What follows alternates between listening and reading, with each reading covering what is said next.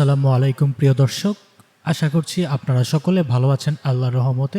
এইমাত্র পাওয়া আবহাওয়া অধিদপ্তর থেকে আজকের সবচেয়ে গুরুত্বপূর্ণ খবর আসছে। ঘূর্ণিঝড় রেমাল ৪৮ ঘন্টার মধ্যে বঙ্গোপসাগরে নিম্নচাপ, আগামী বৃহস্পতিবার পর্যন্ত বিক্ষিপ্ত বজ্রসহ ভারী বৃষ্টির পূর্বাভাস।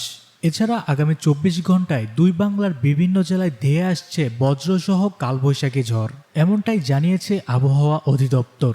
আজ এবং আগামীকাল কোন কোন জেলার আবহাওয়া কেমন থাকতে পারে বিস্তারিত জানিয়ে দিব, সঙ্গে থাকুন। প্রতিদিনের সঠিক আবহাওয়ার তথ্য জানতে সবার আগে আমাদের চ্যানেলটি সাবস্ক্রাইব করে আসুন। দেশের চলমান তাপপ্রবাহ কমে গেছে, সেই সঙ্গে দিন ও রাতের তাপমাত্রা হ্রাস পেতে পারে।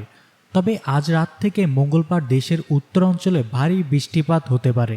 এছাড়া গত ২৪ ঘন্টায় দেশের সর্বোচ্চ তাপমাত্রা রেকর্ড করা হয়েছে খুলনার মংলায় ৩৮.২ ডিগ্রি সেলসিয়াস, আর রাজধানী ঢাকাতে সর্বোচ্চ তাপমাত্রা রেকর্ড করা হয় ৩১.৪ ডিগ্রি সেলসিয়াস। আজ দেশের সর্বোচ্চ বৃষ্টিপাত রেকর্ড করা হয়েছে পঞ্চগড়ের তেঁতুলিয়ায় ৯০ মিলিমিটার।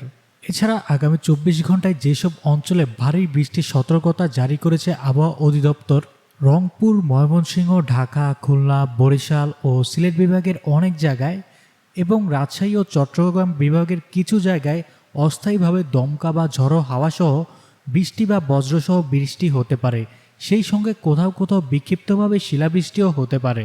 এছাড়া আগামী ২২ তারিখ দক্ষিণ বঙ্গোপসাগরে একটি লঘুচাপ তৈরি হতে পারে, যেটি প্রথমে উত্তর ও দক্ষিণ পূর্ব দিকে অগ্রসর হয়ে প্রথমে সুস্পষ্ট লঘুচাপ ও পরবর্তীতে নিম্নচাপ, এরপর ২৪ থেকে ২৫ মে শক্তিশালী ঘূর্ণিঝড়ে পরিণত হতে পারে। তবে ঘূর্ণিঝড় কোন উপকূলে আশ্রে পড়বে এখনও তা অনিশ্চিত। তবে আবহাওয়া অধিদপ্তর বলেছে এই ঘূর্ণিঝড়ের ভয়াবহতা সিডর এবং আইলা থেকেও বেশি হতে পারে।